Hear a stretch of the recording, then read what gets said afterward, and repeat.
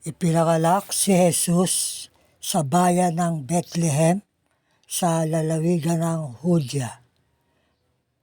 Nanoon si Herodias ang hari na Judea. Ipinanganak si Jesus sa Pasko, December 25.